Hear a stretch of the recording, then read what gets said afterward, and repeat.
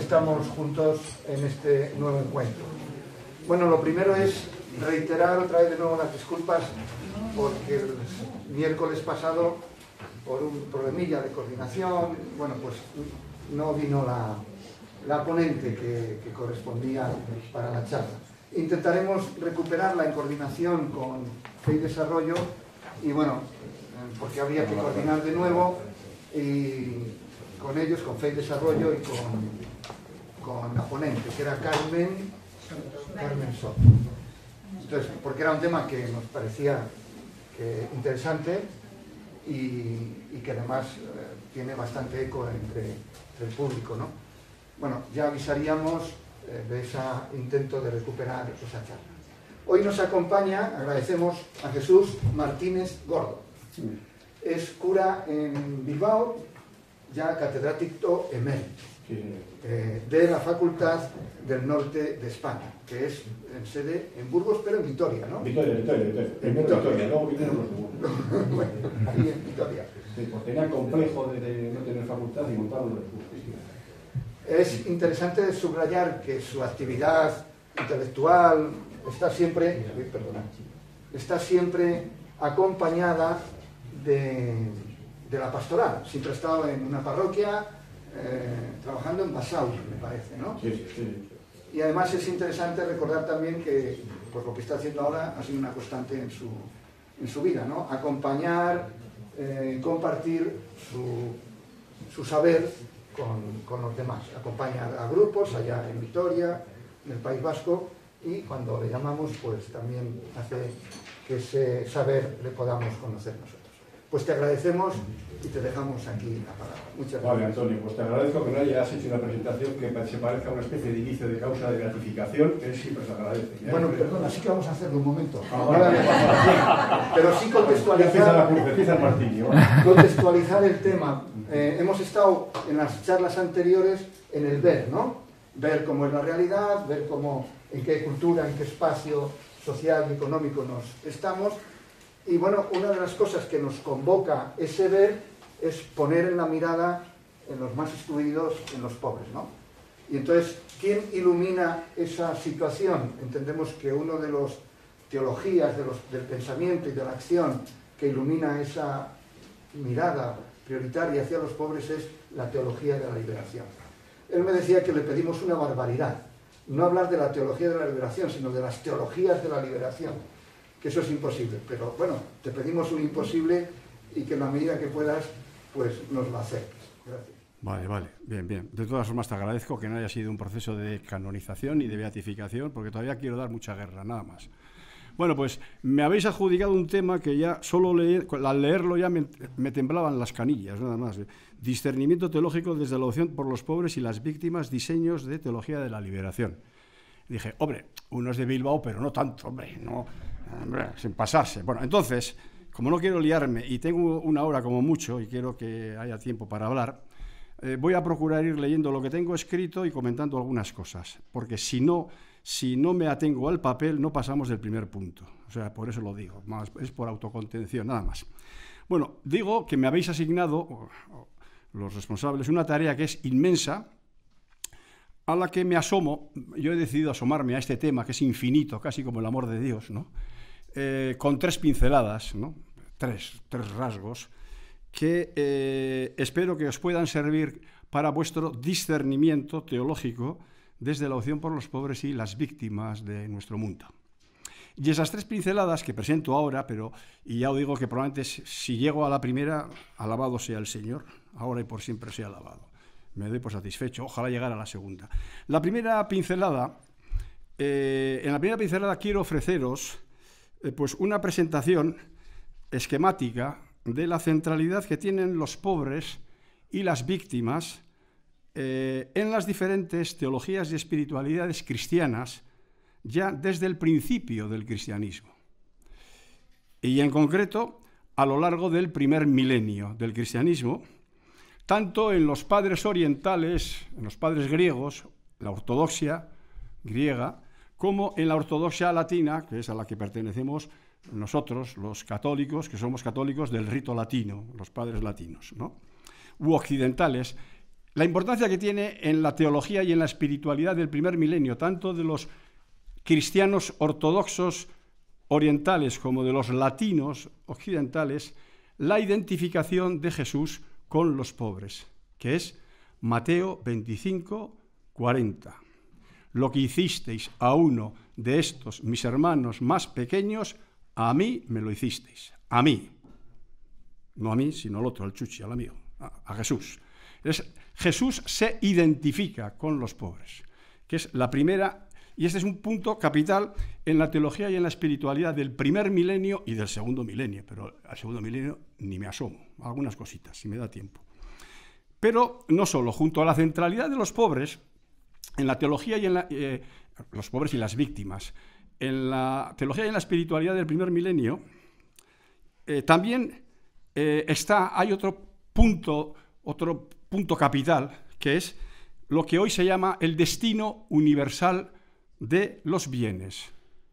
Porque muchas veces se habla de la opción por los pobres, que ya voy a decir que a mí me parece que es un desastre hablar de la opción por los pobres, ya lo diré luego por qué, y se desvincula de la cuestión capital, que es el destino universal de los pobres. Un punto teológico que es capital porque en la teología de los santos padres, tanto griegos como latinos, luego leeré algún texto, pero se pueden citar muchísimos más, se dice que Dios ha dado los bienes y ha puesto los bienes en este mundo para que nadie pase necesidad. Un principio fundamental de la teología y de la espiritualidad capital. De la teología y de la espiritualidad de las primeras comunidades, todo lo ponían en común, evidentemente, pero a lo largo de toda la historia de la Iglesia del primer milenio ha sido capital este punto. Y en el segundo milenio también. Bueno, lo uno y lo otro, lo que se llama la identificación de Jesús con los pobres, y ya explicaré por qué no hablo de opción por los pobres, y el destino universal de los pobres, que es lo que, de los bienes, quiero decir, que es lo que va a dar pie a lo que modernamente se llama el estado del bienestar social, que no es más que una, digamos, plasmación de este magisterio cristiano, profundamente cristiano. Bueno, pues lo uno y lo otro, pues siempre han estado vinculados en la espiritualidad y en la teología jesucristiana. Es una expresión que uso yo no hablo de espiritualidad tanto cristiana cuanto jesucristiana. Porque lo propio de los cristianos es que seguimos al crucificado porque esperamos que la última palabra la tenga el resucitado. Cristo, la vida, la resurrección. Por eso nosotros técnicamente no somos cristianos, sino jesucristianos. Porque solo el Cristo es el Cristo, digamos, el Dios divino, pero claro, nosotros conocemos al Cristo, al Dios, por lo que Jesús nos ha dicho, ha hecho y nos ha encomendado. Y Jesús tiene un programa, que es el programa del Monte de las Bienaventuranzas, de vida. Está clarísimo, vamos. El que no lo quiera ver, pues bueno, es otra cuestión. Bueno, basta con mirar la historia de la teología y de la espiritualidad cristiana para percatarse de que estos dos puntos son centrales en toda teología y en toda la espiritualidad, desde los primeros momentos, desde el Evangelio, a lo largo de todo el primer milenio, segundo milenio, y en nuestros días también debiera de serlo, vamos. Yo es lo que os propongo como esta primera pincelada, fijarnos en estos puntos y en algunas cuestiones conexas con este punto. Y con ella, con esta primera pincelada, que ya sabéis, con esto ya hemos acabado la hora, y con ella una invitación a que los cristianos o seguidores de Jesús empecemos a olvidarnos de recurrir a la expresión la opción por los pobres y las víctimas. Si somos jesucristianos, no se puede optar por los pobres o por las víctimas. Si realmente somos seguidores de Jesús el Cristo, que se identifica con los pobres, si tú te relacionas con los pobres y las víctimas, ya eres cristiano, no tienes por qué optar. Es así de sencillo. La expresión opción por los pobres viene de una época, de un tiempo en el que pues se entendía que esto era una cosa optativa. No, esto no es una optativa, esto está en el corazón mismo de la fe cristiana. Porque los que somos cristianos, jesucristianos, sabemos que el día del juicio final no se nos van a preguntar cuántas veces hemos ido a misa. Yo creo que no, vamos. sino se nos va a preguntar si hemos dado de comer al hambriento, de beber al sediento, hemos acogido al enfermo, visitado al enfermo, acogido y vestido al desnudo. El examen final lo tenemos clarísimo. Véase el programa del Monte de las Bienaventuranzas. Y por tanto, nuestra relación con Dios no es una relación a los domingos que no se sabe qué Dios es ese, sino que es una relación con Dios a través de aquellos con los que Jesús de Nazaret se identifica, que son los pobres, las víctimas y los excluidos de nuestro mundo. Y eso se verifica en el reparto universal de los bienes. Así de sencillo. Y así de, por otro lado, complicado y de apasionante. Bueno, por lo tanto, digo, yo no recurro ya a la expresión de la opción por los pobres y las víctimas si somos jesucristianos. Quien lo es, quien es jesucristiano, no tiene por qué optar por los pobres. Si efectivamente es seguidor del Nazareno, es Jesús quien libremente se ha identificado con ellos. Más bien, tiene que seguirlo con los pies a Jesús, siguiendo la causa de los pobres y de los parias y de las víctimas de nuestros días. Tiene que colaborar con su liberación con las manos. Tiene que escucharle, sus gritos, sus clamores, sus reivindicaciones con los oídos. Tiene que abrazarlo con el corazón y con sus brazos, estar con ellos. Tiene que decirlo con la boca, confesarlo. Tiene que pensarlo con la cabeza. Y organizar su vida y discurso en torno a aquellos con los que se hace presente quien con ellos se identifica. Y sigue estando identificado. Hoy estoy hablando de un Dios que no tiene nada que ver ni con la Rosalía, ni con los domingos, ni con todo ese cachondeo estético, místico, que no sabe lo que es. Estoy hablando de un Dios con carne, con carne, con carne.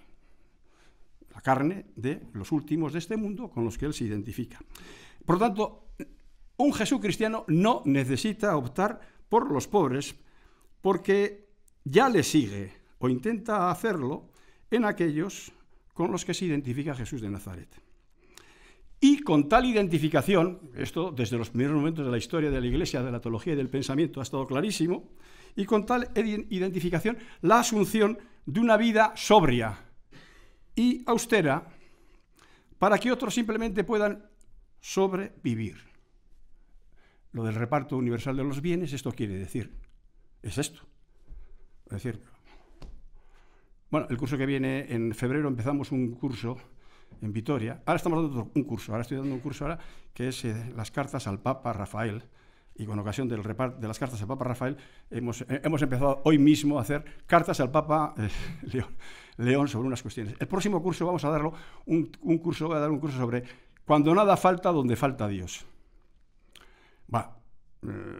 Y hay dos interpretaciones, son la secularización, y otros dicen no, la secularización para nada. Europa no sabe qué es todavía la secularización. Eso de la secularización es un cuento. Porque lo que hacemos es cambiar de absoluto, de ídolo. Hemos cambiado al Dios de Jesús de Nazaret por un Dios, por otro ídolo que es el Dios Mamón, que es el consumismo, el bien vivir. Por lo tanto, eso de que estamos secularizados es un cuento chino. Bueno, pues es un curso que vamos a trabajar. Lo digo esto porque una vida austera y sobria es el signo de distinción para que otros puedan sobrevivir. Es un signo de distinción de lo que son, de los que somos o queremos ser jesucristianos.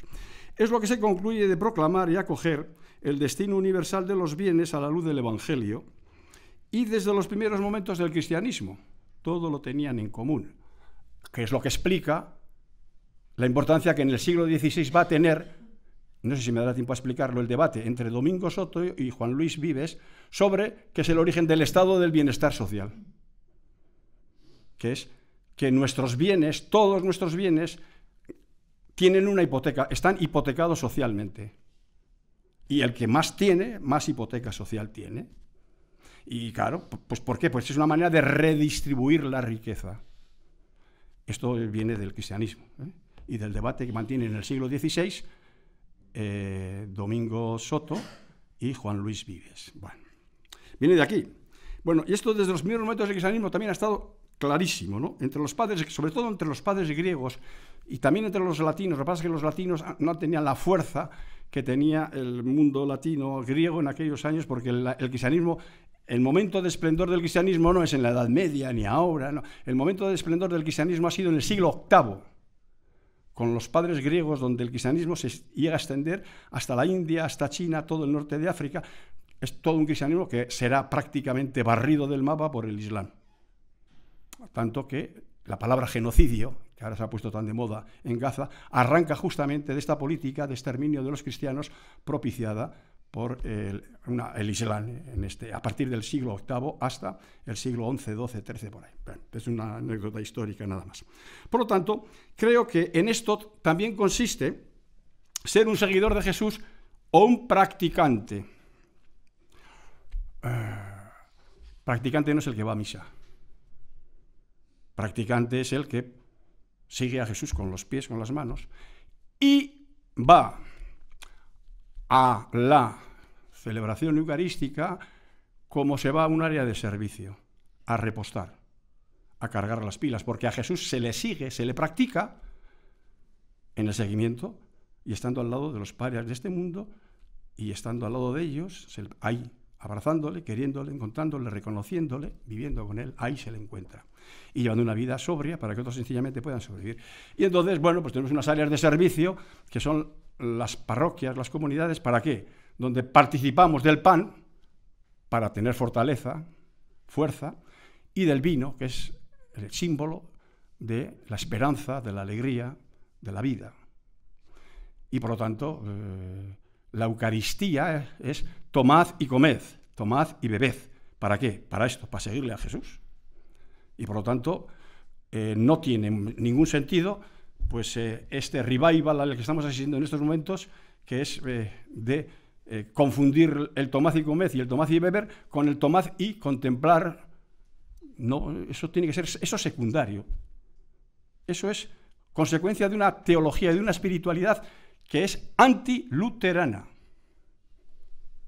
Pero lo católico es participar en la Eucaristía para cargar las pilas, para escuchar la palabra de Dios, para saber que no estamos solos en comunidad y para practicar pues, la justicia, la caridad en el mundo de cada día, encontrarnos con Dios en el mundo de cada día. Bueno, este es el primer punto, primera pincelada. Segunda pincelada, es del primer milenio, con 5 o 6 puntos que luego explicaré. Segunda pincelada, igual no paso de las pinceladas, de la segunda pincelada, que está tomada del siglo en la historia de... Bueno, esta primera pincelada y otras más, si alguien tiene interés, pues está en un libro que escribí hace algún tiempo en la pandemia, me tocó escribir, que se titula Entre el Tabor y el Calvario, una espiritualidad con carne. En editorial OAC está ahí explicado toda esta historia, algunas de las cosas que digo aquí están recogidas ahí en un primer momento, en diálogo con las nuevas espiritualidades, que son espiritualidades sin carne, ¿no? Porque fundamentalmente buscan la intimidad, el yo mismo, Claro, no, la espiritualidad cristiana, habrá otras espiritualidades, pero la espiritualidad cristiana es una espiritualidad con carne, donde es posible besar a Jesús, abrazarle, quererle, seguirle, dolerse, compadecerse con él, llorar con él y alegrarse con él también, evidentemente. Bueno, este segundo punto que voy a hablar ahora es el tema de la segunda pincelada, la que me gustaría dar, que no sé si llegaré a ella, creo que no, me recuerda la articulación que tiene que existir y que los buenos teólogos y santos han buscado siempre articulando, que es propio de un Jesús cristiano, que es articular la caridad y la justicia. Las dos cosas a la vez. Los alaveses, donde doy clases en Vitoria, saben que Dios es alavés, ¿no? Lo saben de sobra, pues a la vez. Las dos cosas a la vez, la caridad y la justicia. Bueno, pues se encuentra esta aportación, este debate teológico espiritual sobre articular caridad y justicia, es lo que se encuentra en el origen de lo que modernamente se llama el estado del bienestar social. ¿Para qué sirve la fe cristiana? Viva Jesús. Para poner en marcha para poner, entre otras cosas, el estado del bienestar social del que disfrutamos ahora, por lo menos los jubilados. Los que lleguéis a la cola. Por lo menos los jubilados. Bueno, en la sanidad pública, pues tantas cosas, el estado del bienestar social. Bien. Y al que debemos seguir estando atentos a dicha articulación en nuestros días, los que somos jesucristianos. ¿Por qué digo? Pues porque no solo para no caer en el asistencialismo sin justicia, que siempre se ha criticado, la caridad sin justicia es asistencialismo. Bueno, esto ya es evidente, ¿no? Creo que poquita gente lo discute, ¿no?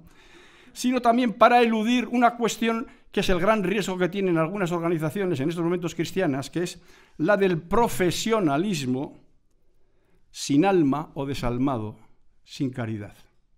El debate entre, es decir, somos profesionales y, bueno, intervenimos si hay presupuesto. Si no hay presupuesto, pues esta gente que está durmiendo en este atrio o en este patio de esta iglesia, que se busque la vida. Eso es la justicia sin caridad. En lo propio del debate que mantienen a lo largo de la Edad Media entre Juan Luis Vives y Domingo Soto es justamente como la caridad es hermana de la justicia y la justicia, en este caso distributiva, no puede quedar, lo dice muy bien Domingo Soto, desnatada porque no tiene caridad y porque es altamente profesional. Porque automáticamente nos encontramos con gente que duerme en los pórticos, tirado en la calle, o porque, por las razones que sea, no quieren entrar en ningún plan. Bueno, no voy a detener en este asunto, se entiende la cuestión, ¿no? Es otra cuestión que requiere su tema. Este debate es muy interesante también. Bueno, de ahí la importancia de seguir propiciando, que esto forma parte del corazón de la fe cristiana y de la teología y de la espiritualidad cristiana, una caridad y una justicia hermanadas, como dice Juan Luis Vives, y no desnatadas, como dice el bueno de Domingo Soto. Vale. Es otra importante pincelada que tiene que estar explícitamente presente y nunca olvidada en cualquier diseño, como pedís, de teologías de la liberación. Lo propio de una teología de la liberación, que hay 20.000 teologías de la liberación, está la latinoamericana, la africana, la india, la de los dalís, hay un montón de teologías de la liberación, hay casi tantos como champiñones en otoño, muchísimas. Pero un rasgo común es esta articulación entre la caridad y la justicia. Una caridad para que no acabe en asistencialismo y una justicia con caridad para que no acabe, pierda el alma.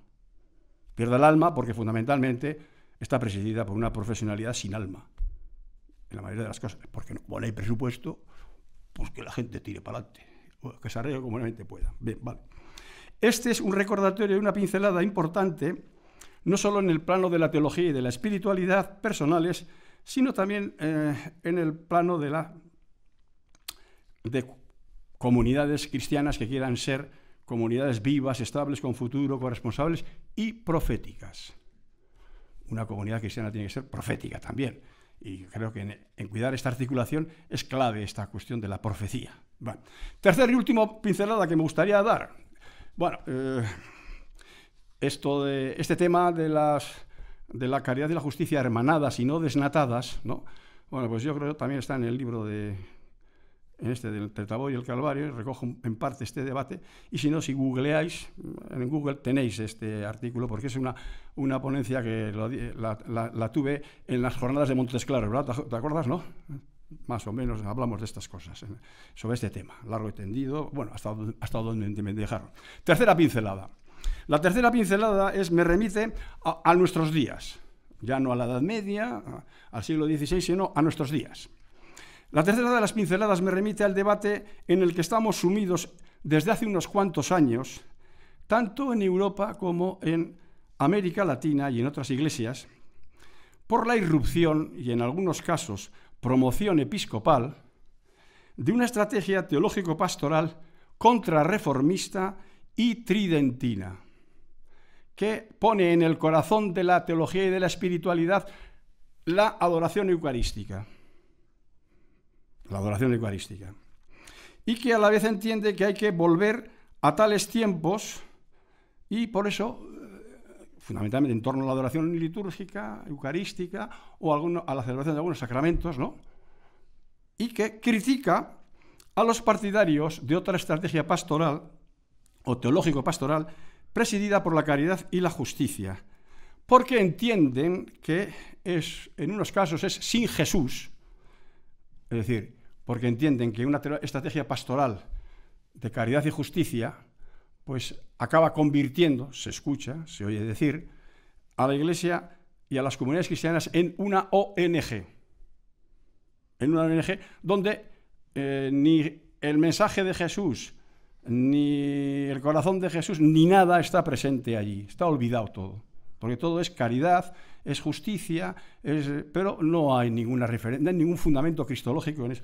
Y no hay ninguna referencia, evidentemente, a la eclesial.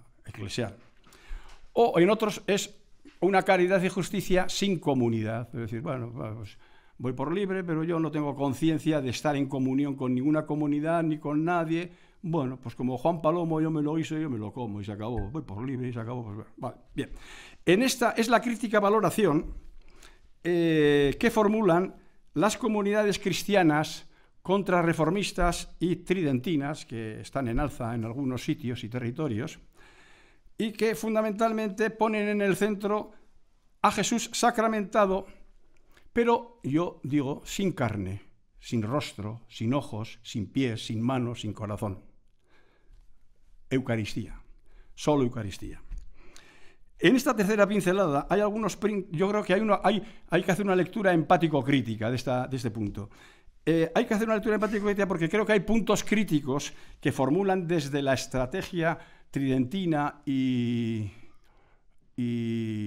contrarreformista que, en mi opinión, merecen ser pensados, y en especial por quienes se han decantado por una estrategia teológico-pastoral de caridad y justicia sin Jesús o sin comunidad, que existen.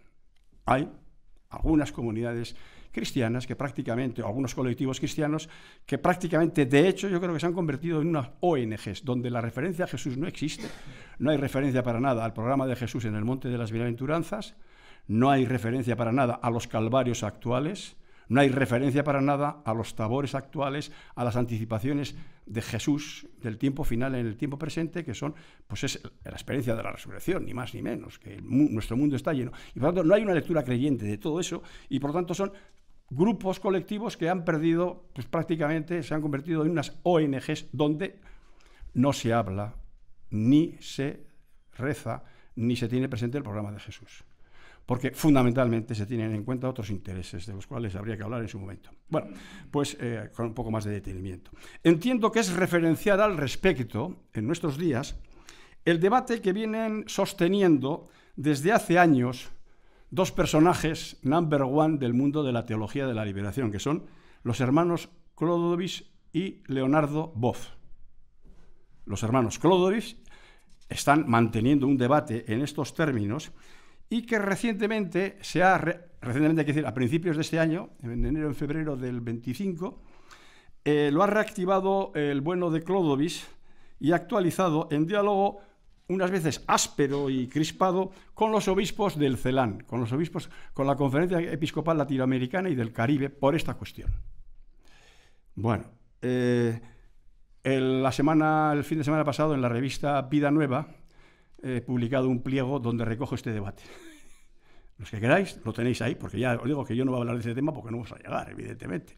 Pero está ahí este debate entre los hermanos Boff, entre una manera de entender la fe y la teología y la espiritualidad, donde la Iglesia, lo central es la Eucaristía, porque se entiende que es lo central, y en el caso de Clodowis Boff, y por lo tanto porque entiende que las iglesias en nuestras comunidades se han convertido en ONGs donde falta la linfa, la sangre del encuentro con Jesús, ¿no?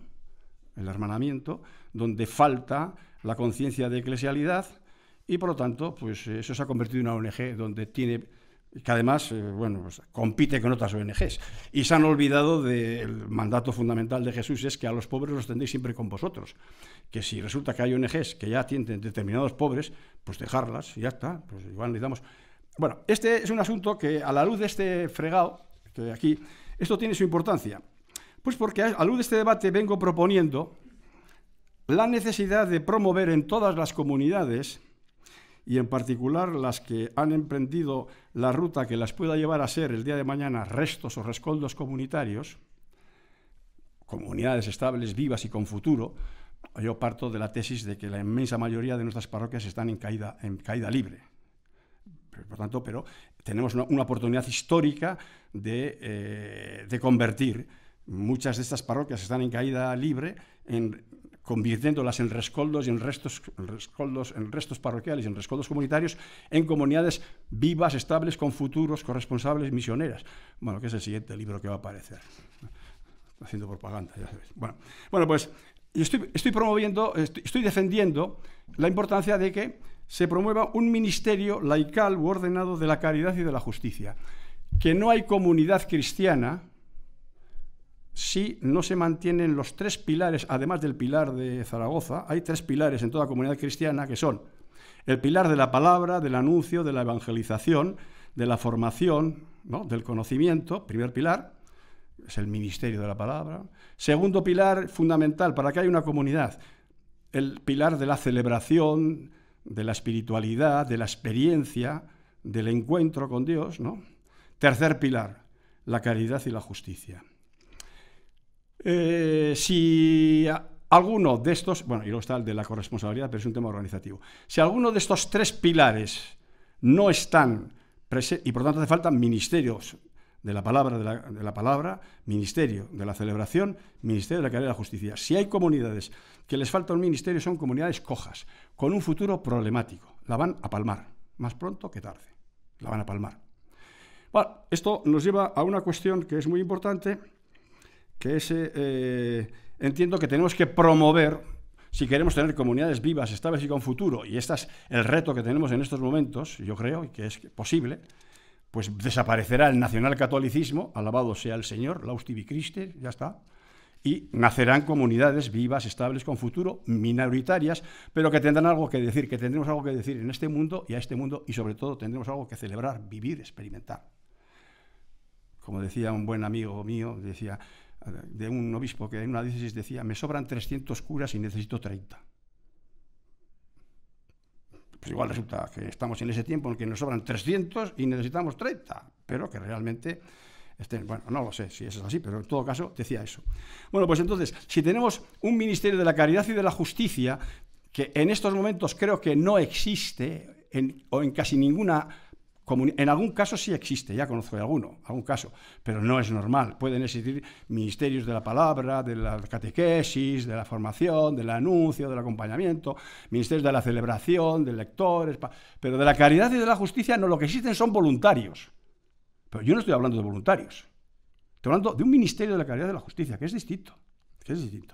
Bueno, pues entonces, desde aquí, bueno, desde la promoción de tal ministerio, pues es un tema que es otra pincelada actual, hay que repensar cuál puede ser la mejor solución jurídica para una Cáritas que altamente especializada y profesionalizada como la que tenemos en algunas diócesis, muy eficaz, pero que externaliza todo el tema de la caridad y de la justicia de nuestras parroquias y de nuestras comunidades, pues tiene sus propios programas de intervención y se pone al servicio, tiene un nuevo modelo de Cáritas que no es el que gestiona la caridad y la justicia de una comunidad, sino la que se pone al servicio del Ministerio de la Caridad y de la Justicia de esos restos y rescoldos comunitarios, porque los protagonistas de la caridad y la justicia no es Cáritas, es este Ministerio de la Caridad y de la Justicia. Bueno, este es un tema de largo contenido y de largo alcance, y por aquello ya para seguir haciendo propaganda, quiero decir que esto también lo tenéis, hay un pliego dedicado a esta cuestión en Vida Nueva, a principios de este año, no sé exactamente, enero o febrero, donde hablo precisamente de esa cuestión. El Ministerio de la Caridad y de la Justicia, donde me detengo en estas cosas explicando las causas, las consecuencias, por qué está en el origen y qué es lo previsible si no hay nada de esto. Claro, una teología que realmente opte por los pobres y que externalice la caridad y de la justicia es una comunidad que está condenada a la muerte. Porque es una comunidad donde solo se repite el rollo ideológico y se hacen unas celebraciones con mucha guitarra, con mucha historia, que está muy bien, me encanta, pero no hay, falta la linfa, la vida de lo que es el encuentro con un Dios vivo, que es en la historia, en las personas. Bueno, son 3 pinceladas que, como ves, he hecho 3 borrochazos. Paso con la primera rápidamente, si me permitís, porque ya... Bueno, vamos a ver. ¿Es la hora ya o no? Ah, no, vale, bien, vale, bien. Bueno, entonces, primera pincelada, el primer milenio.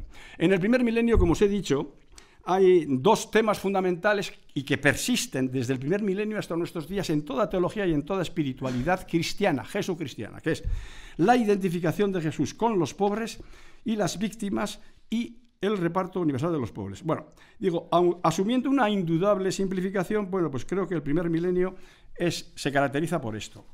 Por 6 puntos que va a tocar no tan detenidamente como ahora, sino más rápidamente. Primero, la identificación de Jesús con los pobres. ¿Dónde está eso? Segundo punto, en el primer milenio, y a lo largo de entonces forma parte de la teología de la espiritualidad cristiana, aparece la doctrina sobre la administración de los bienes que son de Dios. Dios nos ha dado los bienes para que los administremos y para que nadie pase necesidad. Fijaros la carga de este fin de semana, sí, el anterior fin de semana, había una entrevista con Leonardo Boff que dice: la teología de la liberación, ni Marx ha sido el padre de la teología de la liberación, ni el padrino. El padre y el padrino de la teología de la liberación es Jesús de Nazaret. Cuando dice que nadie, por esto. Vean. Tercer punto, articular la identificación de Jesús con los pobres y el destino universal, la administración de los bienes, ¿no? Universal de los bienes, genera conflictividad. No vamos a ser unos aleluyas. Esto provoca conflicto. Y entonces, bueno, vamos a detener en qué tipos de conflictos, algunos conflictos que provoca esto. En el primer milenio los ha provocado y los sigue provocando en nuestros días. Cuarto punto, lo propio de una teología cristiana es lo que se llama, no es ser creyente. ¿Usted cree? Pues depende. Igual creo más en que el Athletic es el mejor equipo del mundo en su género que en otras historias que hay. Pero lo importante no es el creer. ¿Es usted creyente? ¿De qué? A ver, ¿qué entiende usted por creencia? ¿No? Dígame, ¿qué entiende por creencia? Es decir, la centralidad de un Jesús cristiano no es la creencia, sino el samaritanismo. Lo propio de una teología y de una espiritualidad cristiana es ser samaritano. Blanco y en botella. No es creer, no se sabe qué cosas. No. Quinto punto, el reconocimiento a lo largo de la historia, que esto es muy interesante, de cómo la carne de Jesús va teniendo distintos rostros a lo largo de la historia de Jesús. Por ejemplo, en el milenio segundo, con la aparición del Islam, como he dicho antes, en Medio Oriente, en Asia, en China, en el norte de África, aparece una figura nueva de carne de Jesús, que son los cautivos. Bueno, y luego hablaremos de otros rostros a lo largo de todo el segundo milenio. Van apareciendo otros rostros de Jesús, otra carne de Jesús a lo largo de la historia, que es lo propio de una teología y de una espiritualidad jesucristiana, es reconocer los rostros de Jesús a lo largo de la historia, también en nuestros días. Bueno, el último punto sería, bueno, pues la irrupción de los nuevos Cristos en el segundo milenio, que voy a hacer un detalle, un chispazo rápidamente. Bueno, los pobres, primer punto, la identificación de Jesús con los pobres. ¿Dónde está esto? En el Nuevo Testamento está plagado, pero me voy a detener solo en un puntito nada más. Los pobres son sujetos, por la identificación de Jesús con ellos, de una incuestionable dignidad. Dios dice en la segunda de Juan, en el capítulo 1, versículo 7, dice: Dios, al venir en la carne, se hace presente en ellos. Esto lo recuerda Ignacio de Antioquía en el primer siglo, entre el año 35 y el 107, cita a segunda de Juan, e Ignacio de Antioquía lo recuerda. Y dicen, más en concreto, dice: ¿dónde se hace presente Dios? Siguiendo lo de la parábola, el programa de Jesús en el Monte de los Olivos. Dice, se hace presente, dice, en la viuda, en los huérfanos, que eran, en la época de Jesús, eran los dos colectivos más tirados del mundo. En la viuda, en los huérfanos, en el atribulado, en el encarcelado, en el hambriento y en el sediento. ¿Quieres relacionarte con Dios, conocer a Dios, a Jesús, mantener una relación con Él? Ahí lo tienes. Relaciónate con Él. Ahí. Una espiritualidad con carne. Bueno, luego sí, luego si quieres haces yoga, haces mindfulness, haz lo que te da la gana. Pero la espiritualidad jesucristiana es esta, pasa por ahí. Lo dice Ignacio de Antioquía. Quien busque una experiencia cristiana se ha de ocupar de estas personas. Y ahí, en la relación y en la experiencia que tiene con estas personas, va a conocer a Dios. Al Dios de Jesucristo, quiero decir. Va a conocer. No con la pelota solo, sino con el corazón, con los pies, con las manos, como persona. Vale. He aquí la primera y fundamental verdad que vincula a la Iglesia oriental y a la latina. Yo me fijo solo en los latinos porque los ortodoxos, los griegos, son todavía más cañeros que los latinos en este tiempo, ¿no? Bueno, y que también se encargará de recordar San Pedro Crisólogo en el siglo V, el obispo de Ravenna, dice lo siguiente: Dios se abaja tanto por amor al pobre que ya no está presente simplemente en el pobre, sino que Él mismo se hace pobre, blanco y en botella. Él mismo, quiere decir, esta es una música, y vamos siguiendo toda la... Y esto es una cosa en el primer milenio, en el segundo milenio. Quiero decir que esto está clarísimo en el primer milenio, incluso hasta en la jerarquía, hasta la mitad del siglo VIII, IX. La jerarquía, con la caída del Imperio Romano, la jerarquía está más preocupada con... claro, la jerarquía eclesiástica se convierte en el único poder, digamos, no solo religioso, sino político, y está más preocupado por justamente la unificación, la lucha contra los enemigos exteriores, y se olvida, y por el poder, y se olvida, en términos generales, la jerarquía en la Iglesia, excepto algunas honrosas excepciones, que las hay, se olvida de esta cuestión. ¿Y quién mantiene vivo esta música de fondo, esta teología y esta espiritualidad? El pueblo de Dios. Por eso hay infinidad de santos, de mártires y de teólogos, pero infinidad, mogollón, que esto lo han tenido siempre libre. Digo libre, claro. Lo han tenido clarísimo. Y si esto se ha mantenido libre y ha llegado fresco a nuestros días, llega no por la jerarquía, sino a pesar de la jerarquía eclesiástica, porque la jerarquía eclesiástica ha estado siempre más preocupada por mantener el poder político y ser factor, pues, de unidad, de contención de los bárbaros, de los problemas y tal, porque el poder político y el religioso estaba identificado y han sido, pues San Vicente de Paúl, ¿no? Pues toda esta gente, curillas y monjas y laicos tirados de cuatro pelos, los que han ido manteniendo todo este asunto, toda esta cuestión. Por eso, la gran mayoría de los santos que hay en la Iglesia y santas, pues son laicos y laicas de a pie, en los pobres. En los pobres. Bueno, hay textos que... La importancia de esta verdad es tal, esta la que dice de que Dios no está presente en el pobre, sino que Él mismo se hace pobre, que es lo que dice Jesús, ¿no? Lo que hicisteis a uno de estos hermanos mis, a mí me lo hicisteis, la edificación de Jesús los pobres. Bueno, pues es tal que poco a poco se van consolidando dos referencias institucionales a las que se encomienda velar por la identificación de Jesús con los pobres y por su consecuente dignidad. Porque como dioses que son, como otros cristos que son, tienen una dignidad irrenunciable que hay que cuidar y que hay que respetar, y que forman parte del corazón y de la espiritualidad y de la teología cristiana. Esas dos instituciones son los monasterios y los obispos. Los obispos, en el primer milenio, digo hasta el siglo VIII, IX, por ahí, más o menos. Luego ya entramos en el siglo X, la edad del siglo de hierro, que es un desastre ya todo esto. Y en el siguiente milenio que ha sido un desastre hasta el Vaticano II. Hasta el Vaticano II, hasta las catacumbas, hasta el documento de las catacumbas, ¿no? De Domitila, que es cuando esto vuelve a reaparecer, firmado por la jerarquía en el año 1965. Y es el origen de la teología de la liberación actual, arranca en el año 1965 en las catacumbas de Domitila, donde unos obispos latinoamericanos con algunos europeos firman los famosos acuerdos de catacumbas, y que va a explicar todo el tema de la teología de la liberación y de la teología de la liberación latinoamericana, Celán, todo esto, lo que sabemos, todo este asunto. Bueno, la primera de estas instituciones a las que se encomienda el cuidado de atender a Jesús en los pobres y a los pobres y acogerlos es el monaquismo, porque ya sabéis que en el monaquismo el monaquismo, los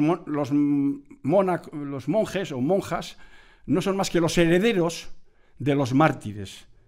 Hasta el siglo III o IV, el prototipo realmente espectacular de radicalidad en el cristianismo son los mártires, que son capaces de entregar la fe, su vida por la fe. Son los mártires, y por eso la sangre de los mártires es lo que es, digamos, mantiene viva la fe de las primeras comunidades y el ejemplo de los mártires. Bueno, desaparecido la persecución religiosa y constituido el cristianismo en religión oficial, desaparecen los mártires, por lo menos en ese tiempo, ¿no? En el mundo romano y en Constantinopla, en el mundo oriental, aunque ya empieza a haber algunas señales del Islam, de aparición del Islam con problemas. Bien, vale. Y aparece entonces el ejemplo de radicalidad en el seguimiento de Jesús. Ya no son los mártires, son los eremitas, los que van a vivir al desierto como un ejemplo de radicalidad en el seguimiento de Jesús. Claro, y los eremitas que forman comunidades eremíticas que dan origen al nacimiento de los monasterios, de monjes y de monjas. Claro, aparecen los padres del desierto y las madres del desierto, que también hay monjas, son mujeres radicales en esta cuestión. Y la razón de ser de los monjes y de las monjas son tres: ora, reza; labora, trabaja para vivir con dignidad; y acoge al desvalido. De ahí que los monasterios tienen todas hospedería. La hospedería de los monasterios, que luego, pues hombre, aquí por aquí pasa el Camino de Santiago, sí, también, ¿no? Sí, bueno, un poco de resbalón, pero bueno. Pues todos los monasterios tienen hospederías. Aparecen los hospitales. Los hospitales son las hospederías donde se hospedan, se acogen a los peregrinos, pero sobre todo a la gente desvalida, que forma parte de la entraña de la espiritualidad de los monjes. Y segunda figura a la que se les encomienda en el primer milenio el cuidado y la atención preferente de los pobres, como aquellos en los que se hacen los obispos. Los obispos. La segunda son los obispos, reconocidos como uno de los títulos de los obispos es el título de ser reconocidos. Yo creo que esto se ha olvidado ya. Son los defensores y protectores de los pobres.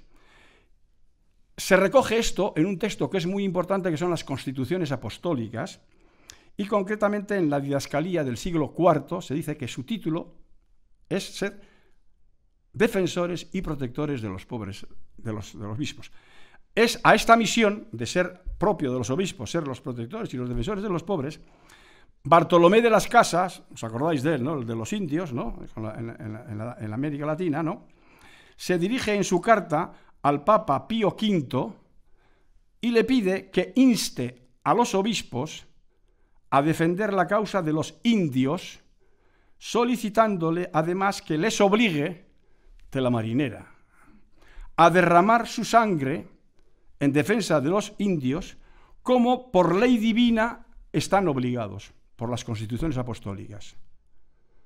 Para que luego digáis que hay teólogos en estos días que son unos rojos y unos lanzados. Anda, que esto es tela marinera. Les dice al Papa Pío V que obligue a los obispos, porque su razón de ser es ser defensores y protectores de los indios, a que derramen su sangre en la defensa de los indios, a que no hagan el caldo gordo a la explotación de los obispos, digo, de los indios, que están haciendo los hispanos. Bueno, los hispanos, porque los anglos, esos no protegen nada, esos arrasaban con todo, claro. Pero bueno, por lo menos los hispanos. Bien. Bueno, segunda cuestión. ¿Se entiende esto, no? El primer milenio, esto está clarísimo. E incluso se plasma en dos instituciones que son los monasterios y los obispos, y la razón de ser del episcopado. Vale. Segunda cuestión, la administración de los bienes. También en este milenio, pues sucede el establecimiento de una relación con los bienes en términos de ¿cómo? De administración de los bienes, ya que son de Dios, se dice la teología y la espiritualidad, nosotros los gestionamos por encargo suyo. Esto forma parte de la teología y la espiritualidad de este primer milenio. Bueno, así por ejemplo, San Jerónimo, que es del siglo IV-V, en total sintonía con los padres griegos, y con los padres griegos está clarísimo, dice, recuerda que la riqueza, la riqueza es casi siempre injusta. Aquí viene la vena profética que forma parte del corazón de la fe cristiana también. Memoria, compañía y profecía. La fe es memoria de un pasado, compañía en el presente, profecía. Bueno, al ser dice, la riqueza, al ser casi siempre injusta, solo se cura distribuyendo lo que se tiene de más para vivir, que es lo que Pablo VI, en la Populorum Progressio, dice. Pablo VI, hace 4 días, decía: ¿quién es rico? El que tiene más de lo necesario para vivir. Ese es rico. Bueno, aquí hay un problema, no quiero detenerme en el tema de quién es pobre y quién es rico, pero ese es un criterio que ya desde el principio está claro, que el rico, por definición, lo es de manera injusta. Bueno, y incluso San Anselmo de Milán, en el siglo IV, proclama que no le das al pobre lo tuyo, sino que le devuelves lo suyo. Le devuelves lo suyo. O el mismo San León Magno, en el siglo IV-V, dice: cuando recuerda que, creado a imagen y semejanza de Dios, el ser humano no tiene ningún honor tan propio de su naturaleza como imitar la bondad de su Creador y repartir lo que tiene de más. Esto es ser cristiano, seguidor de Jesús, ¿eh? No es andarse con historietas. Esto es ser seguidor de Jesús. Bueno, ha sido en el primer milenio y lo es en el segundo también. Podríamos citar el primero tela marinera, pero no me da tiempo. Bueno, por tanto, la experiencia espiritual y teológica y la teología, si pretenden ser jesucristianas y reconocidas como tales, volverá a recordar San Anselmo de Milán, no pueden darse al margen de la relación que Jesús establece con los pobres. Dice: cada vez que injuriamos, aniquilamos, perseguimos, deshonramos o hacemos daño a los pobres, causamos esas injurias a la imagen de Dios. Experimentar la presencia de Dios no pasa por mantener o descuidar la injusticia, que es la existencia de pobres, sino más bien por combatirla y desecharla.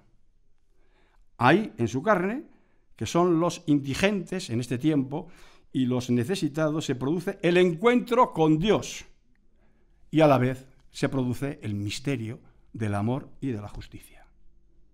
Esto es ser Jesús cristiano. Lo era para los santos padres griegos y latinos en el primer milenio, y lo ha seguido siendo, como he dicho antes, a lo largo de la historia, en un montón de teólogos, de laicos, laicas, mujeres y hombres admirables que han existido, y que, ¿por qué hay tantas congregaciones? Y bueno, el tema de la educación, de los... pues viene de aquí. ¿Por qué hay viene de aquí, es esta música de fondo. Porque montón... Bien, no quiero detenerme porque me lío. Conflictos, pero he dicho, tercer punto, conflictos. Este asunto, claro, esta radicalidad provoca entre la identificación de Jesús con los pobres y el reparto universal de los bienes, y todo aquel que es rico lo es porque es injusto, provoca conflictos. No hay que ser unos aleluyas porque esto es conflictivo. ¿Quién ha dicho que el cristianismo es un nolotil? ¿Quién ha dicho que ser cristiano es un nolotil? Bueno, el que ande buscando un nolotil, pues se fume un porro, coño, pero el ser cristiano hay que estar despiertos, hay que beber un vinillo para ir a la cama, pero luego agua por la mañana y al mediodía para estar despiertos. Venga, hombre. Pues claro, porque la conflictividad y el conflicto forma parte de la razón de ser cristiano, de Jesús cristiano. Vamos a ver. Pero se trata, como se puede prever y comprobar, de una identificación conflictiva y de una administración de los bienes de Dios no menos problemática, en algunos casos. Es lo que se evidencia cuando se lee a San Jerónimo. Este reconoce, y por lo tanto, el realismo que hay que tener también, no solo la radicalidad, sino el realismo. Lo difícil de ser católico, cristiano, católico, es que el católico mantiene siempre un equilibrio permanentemente inestable entre radicalidad y comprensión. Claro, mantener esa tensión, este equilibrio, que es lo propio del católico, no la polarización que estamos viviendo ahora, que es de cretinos, por esto es una cosa realmente insoportable para un católico, la polarización política que estamos viviendo ahora, no, es lo más anticatólico que hay. Aunque haya gente que diga que está defendiendo las esencias del cristianismo, estará defendiendo otra cosa, pero no son católicos. Bien. Bueno, pues eso digo, es lo propio del católico es el equilibrio, la tensión, mantener, porque es fuente de vida. Bien. Bueno, San Jerónimo dice, la dificultad que presenta, resolver el problema de la riqueza, dice, es difícil resolver el problema de la riqueza ya en su tiempo, dice, no solo por el apego de los seres humanos a la riqueza, porque nos gusta la riqueza más que a un tonto, un chupachus, ¿no? El cuerpo nos pide, vamos, ¿no? Nos lo diga. Sino también por la repugnancia que nos provoca la miseria. También, dice, un hombre que se hace... Dice, no, vamos a ver, no solo... El problema de que tengamos problemas con la austeridad de vida no solo es porque...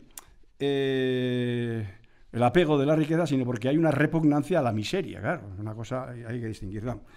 Es un demoledor realismo que, compartido por San Ambrosio, no le ciega para ir un poco más lejos y apuntar la causa de dicha dificultad y de la conflictividad que acaba provocando. Lo dice, es imposible, dice él, que exista un rico compasivo, es contrario a la naturaleza. Para que luego hablemos aquí de historias. Es un salto, pone San Ambrosio, dice, un rico compasivo es una contradicción entre términos, en sus términos. Porque no puede haber un rico que sea compasivo. ¿Por qué? Pues porque su objetivo no es ser compasivo, sino fundamentalmente lograr el máximo beneficio, punto. Y no es la distribución de los bienes, sino sacar la pringue a quien sea y como sea. Y esto ya no es lucha de clases, lo dice San Anselmo. Y en todo caso le copia Marx. Marx le copia a él, no al revés. Bueno, San Ambrosio. Sin embargo, este diagnóstico no impide que la inmensa mayoría de los padres latinos y griegos proclamen incansablemente que lo superfluo pertenece al pobre. En este primer milenio. Conscientes de que se trata de una tesis que provoca, incluso en el seno de la misma Iglesia, un gran conflicto, no solo teológico. Decir que lo superfluo, lo que está más allá pertenece al pobre. Dentro de la comunidad cristiana el personal se pone nervioso, porque yo también tengo derecho. Bueno, esto es una tensión que siempre que la Iglesia y la comunidad cristiana tenga este debate es bueno. Es bueno, porque quiere decir que hay sensibilidad por estos dos principios fundamentales de toda teología y de toda espiritualidad cristiana, que es mantener ese equilibrio permanentemente inestable, que es fuente de conflictos, de dificultades, de discernimientos entre lo que es la identificación de Jesús con los pobres y el reparto universal de los bienes, que nadie tiene que pasar. Lo ponían todo en común, ¿no? Hombre, y si leéis los Hechos de los Apóstoles, cuando se habla de que lo ponían todo en común, en el siguiente capítulo aparece un pecado, que es el pecado de simonía. Un tío que mete la mano en la bolsa común. Coño, esto me suena. Que mete... Ya en las primeras comunidades, al siguiente capítulo, la simonía. Bueno, mete la mano en común, lo que busca todas las cosas. Esto también para... cuarto punto, samaritanismo. ¿Qué es lo propio de un seguidor de cristiano? No es el ser creyente, ¿es usted practicante? ¿De qué? Dígame usted, ¿es usted samaritano? Entonces le puedo decir sí o no. Entonces mira usted la fe, no lo mida porque si es creyente, dígame, ¿es usted samaritano? Ah, vale, entonces ya lo entiendo. Pero creyente, pues no, depende. ¿Quiere usted en los marcianos? Pues no. ¿Quiere usted que el cielo está ahí arriba? No, porque yo quiero ligar con los australianos y los australianos el cielo está abajo, coche. No, esa no es la cuestión. El samaritanismo. Bueno, vamos a ver. No se puede descuidar que, si bien es cierto que desde el punto de vista teológico, bueno, pues esto, la teología latina no incorpora, vale, de acuerdo, ¿no? Vamos a ver, San Ireneo siempre ha tenido, San Ireneo, que es del siglo I, dice lo siguiente, un criterio que se convierte en máxima, incluso en nuestros días aparece un montón de tratados de teología y de espiritualidad y en tratados incluso políticos, ¿no? La gloria de Dios no es hacer adoración nocturna ni horas ante Altísimo, sino que es que el ser humano viva. Que necesita viva. Gloria Dei, lo digo en latín que queda más fino, Gloria Dei homo vivens. Que el hombre, la gloria de Dios, Dios se gloria. ¿Dónde le damos gloria a Dios? ¿Rezando gloria? Sí, por supuesto, a mí me encanta además hacerlo. Pero la gloria que satisface a Dios de manera particular, esto lo tiene San Ireneo, lo tiene, y desde entonces lo tiene la Iglesia más genuina, lo ha tenido siempre claro, y la teología más clara, es que el ser humano viva. Y para vivir hay que comer, hay que respirar, hay que vestirse. De ahí que preste una particular atención a la administración de los bienes que son confiados, que Dios ha confiado, y que han de ser entregados a los pobres cuando se vean cubiertas las necesidades fundamentales. Claro, pero de ahí igualmente que tenga muy presente las resistencias de quienes se oponen a que el ser humano, y particularmente el pobre, viva. Hay mucha gente que se opone a que el ser humano viva, pero da gloria a Dios. Y le dicen, mire, usted no está dando gloria a Dios si al lado suyo hay gente que está pasando hambre y necesidad. Lo sentimos. Pues mire usted, pues en vez de ser jesucristiano o cristiano se ha quedado en Cris, que no es un apelativo cariñoso, sino es la mitad camino. Bueno, la tradición occidental, la europea, a diferencia de la ortodoxa, bueno, pues está interesada en explicitar las consecuencias prácticas y jurídicas que se derivan de esta identificación de Jesús con los pobres, o con los últimos, ¿no? Y aquí el tema del samaritanismo. Si tú realmente te encuentras con Jesús en las personas que están necesitadas, lo que tienes que ser es un samaritano, incluso aunque no los reconozcas. Dice, Dios no quiere, proclama Hermes en el siglo II, un ayuno vacuo. El tema del ayuno. No quiere un ayuno vacuo, vacío, como ese, porque ayunando de esa manera, es decir, hay mucha gente que ayuna, dice, qué bien ayunar, bien, para mantener la línea, estar finito, finita, ¿no? Mantener bien los niveles de colesterol, de sangre, ¿no? De diabetes, no pasarme, ¿no? No, porque ayunando de esa manera, para mantenerte en línea y en forma, no obráis para la justicia. El ayuno, en cristiano, tiene sentido si es por la justicia. Es decir, el día, ¿y en qué consiste un ayuno en favor de la justicia? En favor de, como Jesucristiano, dice, en lo siguiente, ya está, ¿no? Ya toca el tiempo. Vale, el día de ayuno, acabo con esto, el día de ayuno tomaréis solo pan y agua. Dice, calcularéis por la diferencia con el alimento que tomáis otros días la cantidad de dinero que hayáis ahorrado y la daréis a la viuda, al huérfano y a los pobres. Este es el ayuno del jesucristiano. Lo otro es ahorrar o esforzarse para mantener el tipo. En síntesis, y acabo con esto, porque ya me han llamado la atención, ya por esto, las propuestas de los santos padres, en este caso latinos, fueron indudablemente conflictivas en su tiempo. Decir esto provocaba sarpullidos al personal, sobre todo al más satisfecho. Sin embargo, es evidente que dicha conflictividad no resultó eficaz. Es muy probable, recuerdan los críticos, porque les faltó un diagnóstico que incidiera en la necesidad de cambiar radicalmente las estructuras económicas y políticas, que es el debate que vendría dado en el siguiente punto que tendríamos que afrontar, que es el debate entre Domingo Soto y el bueno de Juan Luis Vives. Y como me han llamado, me paro aquí y se acabó. Ya seguiremos. Bueno, y no, perdón, ya acabo. Sí, déjame, acabo. 2 minutitos. Claro, a finales de siglo, los pobres van cambiando de rostro. Y entonces quiero enumeraros los rostros de los pobres que van apareciendo a lo largo de finales del primer milenio y sobre todo del segundo milenio. Bueno, los pobres que aparecen en el segundo milenio, dejado el tema del genocidio, bueno, pues son varios esto. Son, por ejemplo, los condenados a galeras. Los condenados a galeras. En el conflicto entre el Islam y el cristianismo, bueno, hay gente condenada a galeras.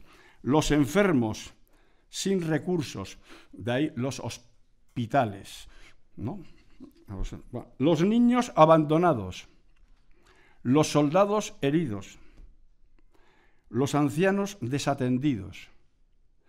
sobre estas realidades van apareciendo un montón de instituciones y de cristianos y de cristianas que van poniendo en marcha las cosas. Los refugiados de guerra e incluso los sacerdotes rurales, que han sido unos pringaos. Yo he estado ahora hace poquito en Ars, un cura rural, pura miseria. Bueno, y acabo con esto, los esclavos negros, con un chispazo, que esto costó sangre, sudor y lágrimas. Los esclavos negros es una identificación y reconocimiento que resultan particularmente dramáticos en la Iglesia y en la sociedad civil. Claro, y de estos se ocupa de manera particular un jesuita llamado San Pedro Claver en el siglo XVI y en el siglo XVII, que él mismo se titula, se autopresenta como siervo de los esclavos negros. Esclavos y encima negros, en un latinajo que me ahorro deciros, ¿no? Dice, él es otro importante miembro de este pequeño grupo que reconoce a los esclavos negros como los otros Cristos, la identificación de Cristo, ¿no? A contrapelo de los bienpensantes de su tiempo. Normalmente, los cristianos que han ido hasta el fondo en este asunto han sido cristianos siempre incómodos, porque han ido a contrapelo de su tiempo, como Pedro Claver. Incluso de la Iglesia, bueno, saber que la Iglesia normalmente es bastante frecuente, hay bastantes casos en la Iglesia de muchos cristianos que en vida han sido perseguidos por la Iglesia y una vez que han muerto los han hecho santos. Esto forma parte también de la historia de la Iglesia. Bueno, e incluso es jesuita, sus mismos compañeros de la Compañía de Jesús se pitorreaban de él. Y sobre todo, de Pedro de Claver, y sobre todo las autoridades civiles y comerciales, pues que de esta degradante explotación que les parecía que lo que este pirao, que además era un ignorante, no era un gran culto ni pensado, era un ceporro, estaba poniendo en marcha. Bueno, pues gracias a que existen estos piraos, pues algunos estamos aquí todavía. Creo que no tan piraos como ellos, aunque os pueda parecer que estoy más, que no es cierto. Estoy bastante menos. Bueno, pues ya acabo, punto. Ya quedamos para otra ocasión para hablar de otras cosas. Vale, pues haga preguntas y lo que queráis. Venga. En el momento actual, ¿dónde se puede experimentar esta visión que has dado de la vivencia de un seguimiento de Jesús, ¿no? que se identifica con el pobre y se hace pobre en la sociedad, por concretar en la nuestra? Porque hoy día lo que veo que predomina pues es un poco lo que hablabas tú de mucha adoración, mucho rito, mucha ceremonia, mucho incienso, un montón de parafernalias, pero aparte de que, pero digo a nivel como iglesia, que se pueda experimentar y se pueda... Mira, primero una aclaración a lo que planteas tú. Yo suelo decir que la iglesia no existe. Existen iglesias, existen comunidades, pero la iglesia es una abstracción, es un universal que normalmente mucha gente confunde con la jerarquía. La iglesia no existe. Y dentro de la iglesia, la jerarquía, que yo sepa, si no me equivoco, si entendemos por jerarquía los obispos, no cuento al clero, ¿no? Los obispos, hay 5.500 obispos.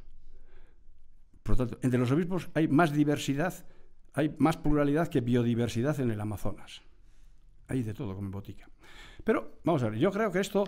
yo creo que sí hay grupos y colectivos, y si no hay personas.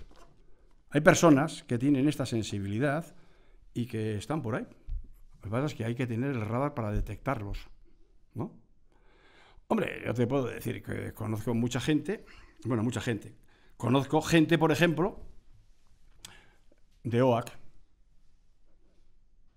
es decir, cristianos que están presentes en el mundo obrero y que están al lado, por ejemplo, militando en partidos políticos o en centrales sindicales o en colectivos donde están al lado de los parias y de los últimos de este mundo, o por lo menos de los derechos. Yo sí conozco gente de este asunto, vamos. En mi diócesis, en mi parroquia, bueno, en mi parroquia no hay tantos, pero hay gente que está en esta onda. Y conozco gente, por ejemplo, que está trabajando en Cáritas o en algunas de las 5 parroquias que forman parte de la unidad pastoral en la que estoy yo presente, que son admirables porque esto lo tienen clarísimo. mi parroquia, en una de las parroquias en las que estoy yo, en la de San Pedro, ya tenemos desde hace tiempo, ahora estamos buscando una solución, 5 personas que duermen en el pórtico de la iglesia. ¿Quién acompaña a esta gente? ¿Quién les da de comer? Pues gente de nuestras comunidades. ¿Quién va al ayuntamiento, les acompaña ante los servicios sociales? Gente de nuestras comunidades. Esa gente hay. No hay que hacer grandes cosas, es decir, hay que decir militante, de obrero, tal. No, hay gente en nuestras comunidades que esto lo tiene clarísimo, vamos. O quien hace de voluntario en un programa de reinserción y acoge a los emigrantes que vienen, que quieren que se les ayuden a hacer los papeles, por ejemplo, que no saben castellano, ni un idioma, ni castañas. Pues hay gente que mete 2, 3 horas, 4 horas semanales para enseñar castellano a esta gente. Hace muy poquito, ayer mismo, anteayer, un caso de un chaval que lleva aquí 6 años y que no, por distintos motivos, no tiene el permiso de residencia. ¿Qué hacemos? Pues bueno, pues hay un abogado cristiano, que es cristiano, que ha puesto en marcha una asociación, una ONG, y que en sus ratos libres se dedica a arreglar ese tipo de cosas. A esta gente. Yo tengo un compañero con el que voy a comer mañana en Lerma, que viene de Almería, compañero cura, condiscípulo mío, de la Quinta del 50, que somos una añada fantástica, de las mejorcitas, porque no estoy solo además aquí, de la añada del 50, que en estos últimos años, en estos últimos 10 o 15 años, en la parroquia en la que estás, una parroquia que está al lado de la mía, en la que yo estoy ahí prestando un servicio, que es la parroquia de Echevarri, en estos últimos 10 o 15 años ha acogido en su casa a 1.800 subsaharianos, de los cuales una buena parte, no todos, pero antes alguna vez hemos preguntado cuántos, un 70 o un 80% están perfectamente integrados en nuestra sociedad. ¿Qué le pasa?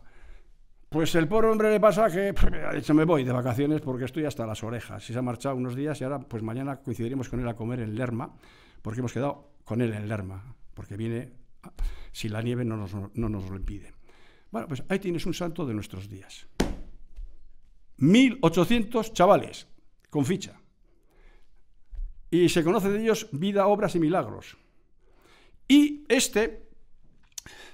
lo voy a decir porque creo que merece la pena decirlo, no solo tiene el piso de su casa de cura, tiene un piso suyo que le regalaron sus padres, donde tiene viviendo con él a 5 chavales. Tiene la casa parroquial, donde la casa del cura, tiene viviendo otros 5, 8, 9 o 10 chavales en una fundación que ha creado con otro compañero, con este abogado que es amigo común de los dos, ¿no? El amigo Fede Ruiz de Illa. Sino que además se ha encontrado con que el pobre llama al pobre. Y entonces a su parroquia, vienen los parias del mundo, saben automáticamente dónde se les acoge y dónde se les trata medianamente bien. Y entonces vienen un montón de chavales subsaharianos, los que cuando cumplen 18 años van a la calle, bueno, y en el gobierno vasco, en el País Vasco, ni tan mal, porque los ponen con 300 euros en la calle, ¿no?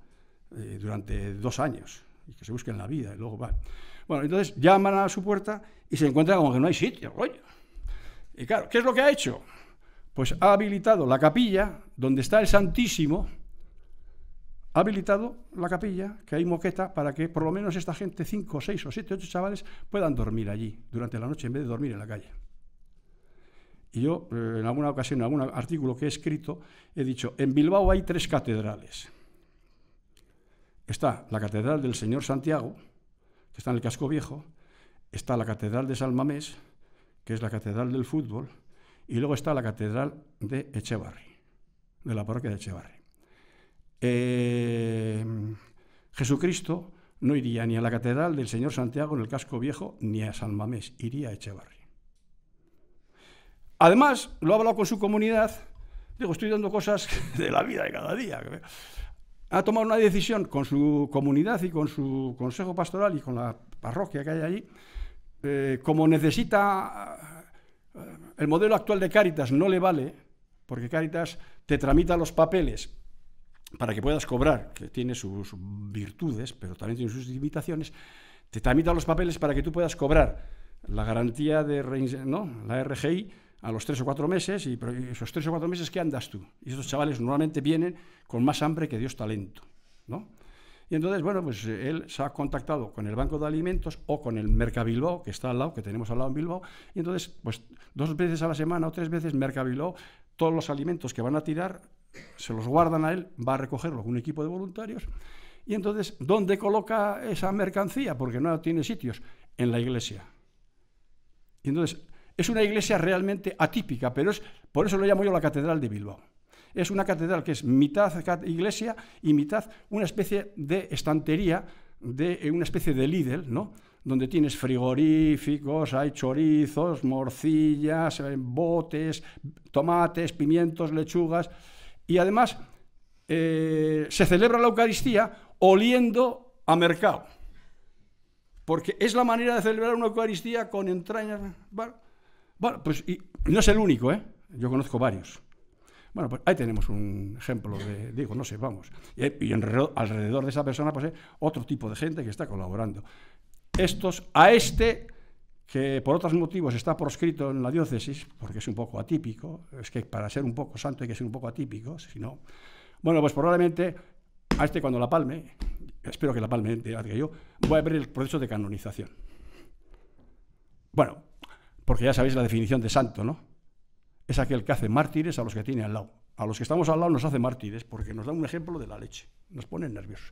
Bueno, pongo ejemplos, ¿no? Desde el más sencillo, desde un militante, hasta los que atienden a esa gente que están ahí, tirados a esas 5 personas que están en una de las parroquias, ahí tirados, bueno, estamos buscando la solución, hasta el que atiende, que ha atendido ya, yo creo, hace un par de años eran 1.800, seguro que ya va por los 2.000. Porque todos los chavales... ya sabéis que el País Vasco somos una comunidad. Estaban hablando de la frontera norte, no solo de la frontera sur. Está la frontera norte porque muchos chavales de estos que vienen magrebís pasan por el País Vasco y por el norte porque van por el idioma, son de lengua francesa, van a Francia o a Bélgica, que es donde quieren ir. Bueno, pues esos son, perdón, me enrolló como las persianas. Pero más pedí 2 ejemplos, 3 ejemplos te pongo, pero podemos seguir hablando de más casos. Te podría hablar de algún otro más y de otro tipo de iniciativas que se hacen. Son los cristianos coherentes de nuestros días. Gracias a ellos, algunos podemos seguir respirando como jesucristianos. No solo, pero bueno, gracias a ellos.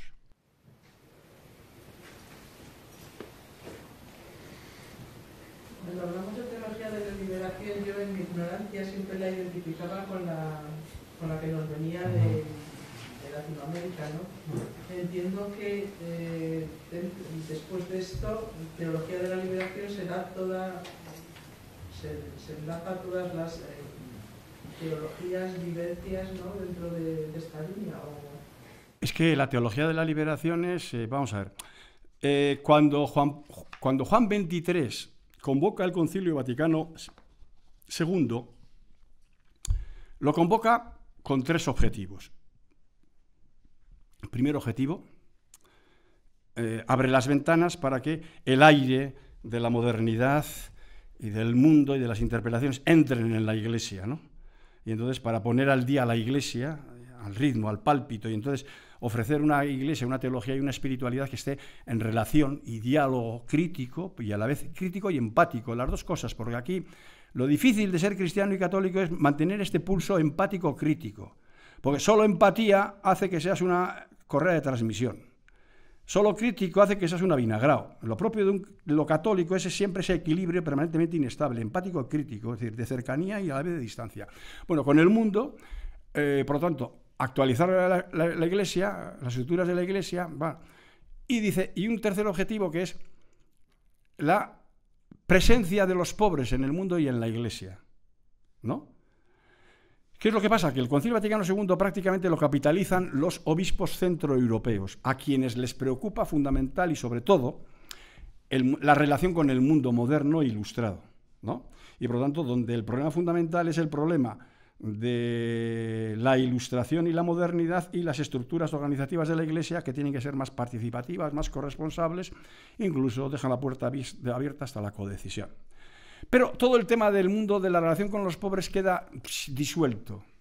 no da tiempo a tocarlo y aparecen brochazos en los documentos del Vaticano II. Pero hay un grupo de obispos latinoamericanos con algunos europeos, con unos poquitos europeos que he dicho antes, se reúnen.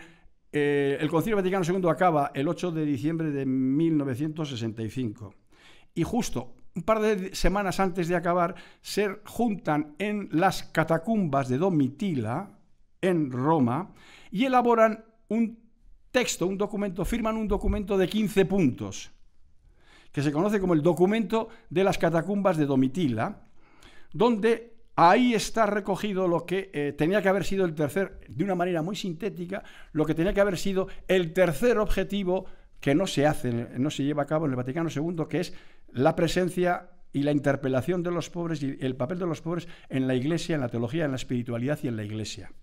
Bueno, y ahí se dice una cantidad, si googleáis, ponéis Catacumbas de Domitila, y ahí tenéis el texto que merece la pena leerlo, porque dicen cosas muy serias. Bueno, a partir de ahí, de ese texto fundamentalmente firmado por obispos de América Latina, brasileños y América Latina, aparecen las conferencias de América Latina, de Puebla, de Medellín, donde se hace, se prolonga el Vaticano II y se prolonga en una reflexión fundamentalmente sobre la opción por los pobres. Y ahí se empieza a hablar de la opción por los pobres, que es la cuestión, la materia que había quedado pendiente fuera. Y como consecuencia de este asunto empiezan a aparecer la teología de la liberación latinoamericana, pero es decir, empieza a aparecer la teología de la liberación negra, porque también hay teología de la liberación negra, hay teólogos y pensadores, porque ya sabéis que en estos momentos el futuro del cristianismo está en África. En África está creciendo el cristianismo como la espuma. Bueno, otra cosa es como lo que hay, pero no vamos a tener eso, como la espuma. Pero ahí también hay una teología negra, africana. Bueno, una no, varias. Claro, pero a la vez que aparece la teología de la liberación latinoamericana, la africana, aparece en la India, aparece la teología Dalit. Los Dalit son los últimos de los últimos en el escalafón del pensamiento hindú, que son los proscritos. Y los proscritos, que son lo más despreciable, bueno, pues se elabora una teología de la liberación a partir de ahí. Bueno, y aparecen muchas teologías de la liberación. En este tiempo, nos hemos ido dando cuenta poquito a poco que la teología de la liberación en realidad no es tal teología de la liberación, sino que es el corazón de una teología realmente jesucristiana, es que Jesús, no hay que optar por Jesús, por los pobres, sino que es Jesús, se identifica con los pobres, y si tú eres cristiano y quieres tener una experiencia religiosa y un discurso teológico cristiano, tómate en serio la identificación de Jesús con los pobres. ¿Me explico? Y entonces repiensa a partir de ahí, que es lo que estamos asistiendo estos últimos años, a repensar pues toda la teología y toda la espiritualidad a partir no de la opción por los pobres, porque por los pobres no se opta, sino con los pobres nos relacionamos con Jesús. Que este es el gran salto, el gran descubrimiento, el gran proceso en el que estamos metidos ahora algunos teólogos, estamos un poco zumbados, dicho sea de paso. Y junto con ello se descubre que otro elemento fundamental del corazón a lo largo de toda la historia del pensamiento es que la identificación de Jesús con los pobres, la antigua opción por los pobres de la teología de la liberación, va unida al tema de el destino universal de los bienes, que es lo que realmente preocupa al personal. ¿Qué les preocupa a al Trump y al Vance y a toda la tropa esa? La opción por los pobres, de pimientos. Lo que les preocupa es el discurso que hay sobre el destino universal de los pobres. Tú eres Vance, tú eres católico. Entonces el Vance ha sacado todo el tema, la teología alternativa de la teología de la proximidad. El vicepresidente de Estados Unidos, cristiano, católico, convertido, ¿no? Hace poquito, ¿no? Habla de que el corazón de la teología cristiana en San Agustín es la teología de la proximidad. Es que yo tengo que hacer el bien al que tengo más cercano y más próximo. No, es la teología de la proximidad. Haz bien al más cercano, al más próximo, ¿no? No, tú haz bien al que lo necesite, punto. Jesús no pensaba si este era judío o este no. El samaritano no era judío. Bueno, están apareciendo y van a aparecer a partir de ahora más discursos alternativos, sobre todo a partir de la ultraderecha. ¿Por qué? Pues porque esto toca carne. Esto estamos aquí hablando de una teología, estamos hablando de un Dios con carne. ¿Me explico? Y por lo tanto, de una espiritualidad con carne. Y de una espiritualidad que no... Dios ciertamente es lo más íntimo a mí mismo. Por supuesto que sí, porque yo soy transparencia, como hechura de Dios que soy, y tú y todos somos transparencia de Dios.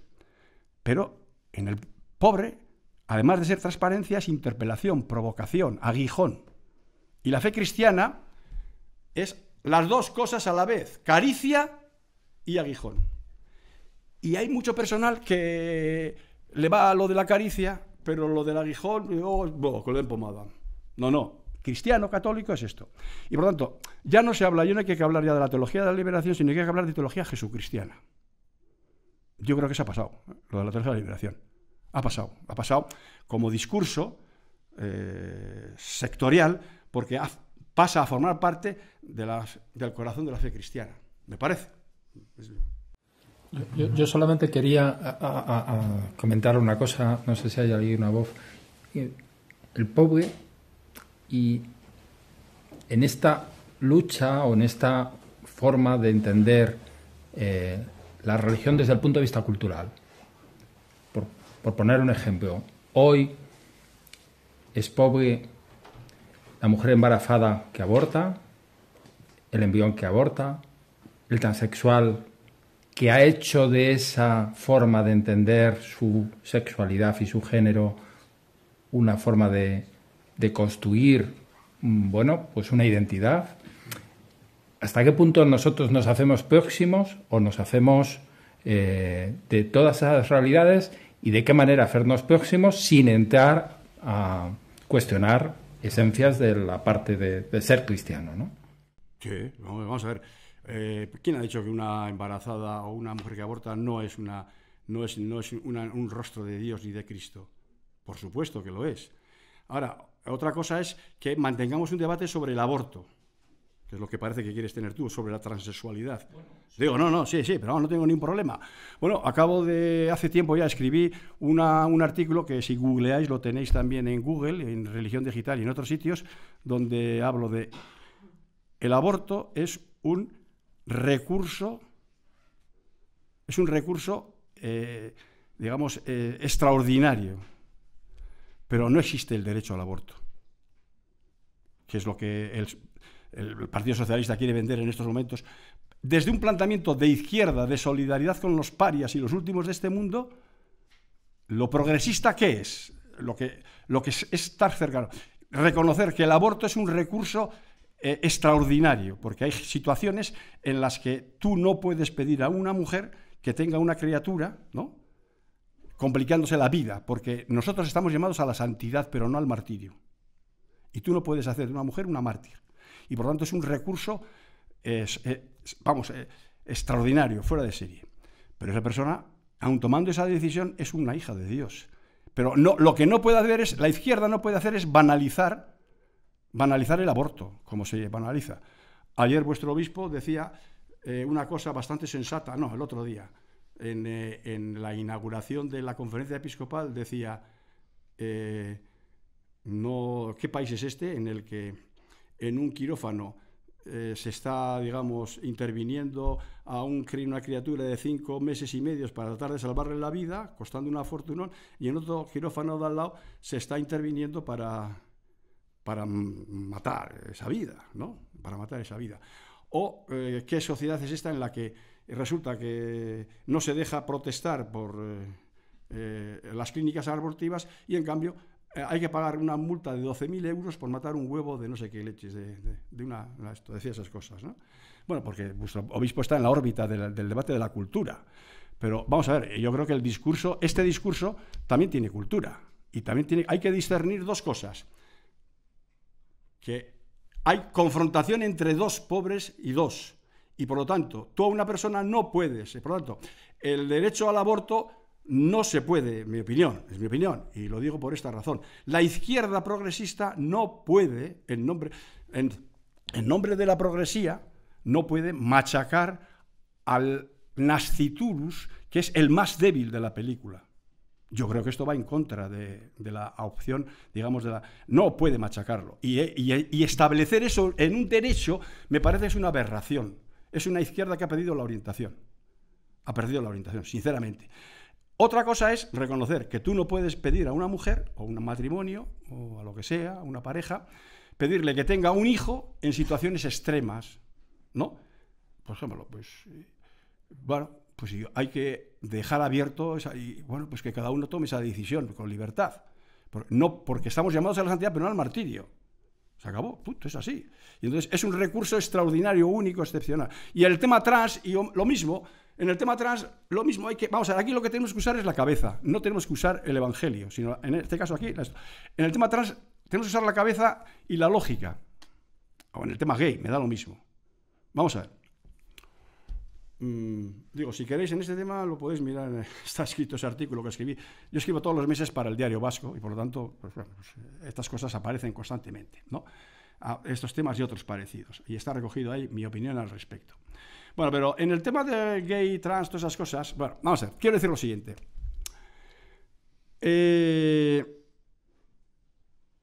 Se puede decir, pero es un problema ya, no es teológico, este es racional, de discurso racional, no estamos hablando de teología, estamos hablando de racionalidad humana. Se puede decir que somos, que los seres humanos somos heterosexuales y que eso es una ley universal.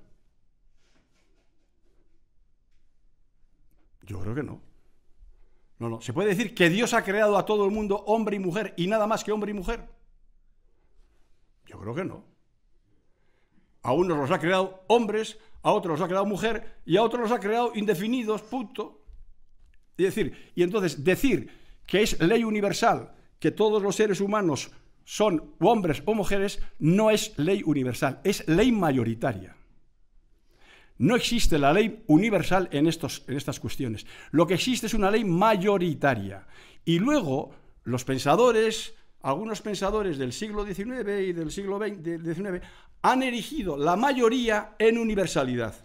Porque Dios también ha creado a uno que no se identifica o está en una indefinición de su género, también es hijo de Dios, lo ha creado Dios.